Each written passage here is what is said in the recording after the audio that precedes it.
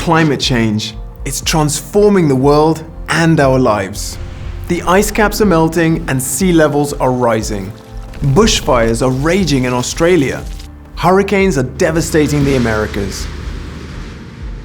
No matter what part of the world you live in, you've probably felt the effects of climate change in some way, whether through flooding, heat waves, crop failures, or water shortages. So now that climate change is here and becoming impossible to ignore, what do? People around the world are making heroic efforts to limit global warming. Perhaps you drive an electric car, you've stopped eating meat, or started thinking twice about buying fast fashion.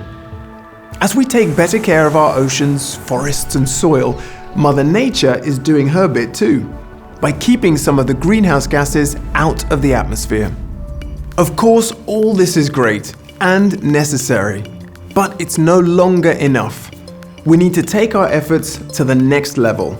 It's time for full-on climate adaptation. In plain English, that means adapting to the changes that have already begun. Adaptation means reducing our vulnerability to rising sea levels, extreme weather, and food shortages. It also means taking advantage of new opportunities, like longer growing seasons and increased crop yields in some places. People could grow rice in parts of Africa, or make wine in Scandinavia. Makes sense, right? So we urgently need to step up our efforts to adapt, because the impact of global warming is only going to increase. We need to adapt now. And here's the good news. Humans have adapted to climate change before, and we're getting better at it. All over the world. We're building better flood defenses. We're anticipating hotter weather. We're greening our roofs and gardens.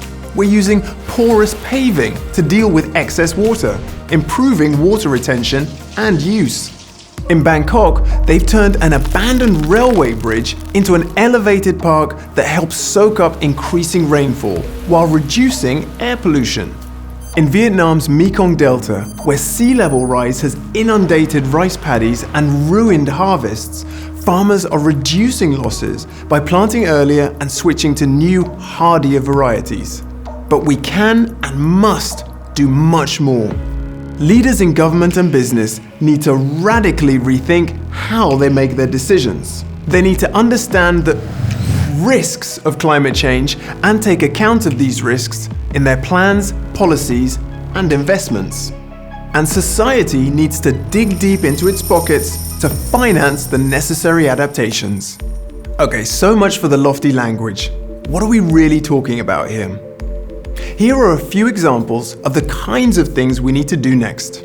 In Bangladesh, coastal cities could install an early warning system for cyclones, so that a young couple will hear the siren and be able to get their family to safety in time. At macro level, that same system could save their community 10 times the money they paid for it. In Zimbabwe, a farmer could grow a new type of maize that's more resistant to drought. In Denmark, engineers could redesign city streets to make them less prone to flooding. And in Indonesia, a business executive could use water risk data and maps to help him decide where to invest his money. Meanwhile, his government could plant mangrove forests to protect villages from flooding and create rich fishing grounds as a bonus. Feeling inspired? Good. Because all this isn't just up to world leaders, mayors, and the people who write the checks. It's also up to you and me. Each and every one of us has a part to play. Our actions don't have to be fancy or high-tech. They can be cheap and practical. A resident of Manchester can green her tiled garden so that heavy rains will drain into the soil and the trees will keep her home cooler. An urban planner in Colombia can paint roofs white to deflect dangerous heat. Yeah. And did you know that some trees are more fire resistant than others, so they can help protect homes from wildfires? Adaptation will pay off for all of us. We'll save lives, protect nature, reduce inequalities, and create new opportunities.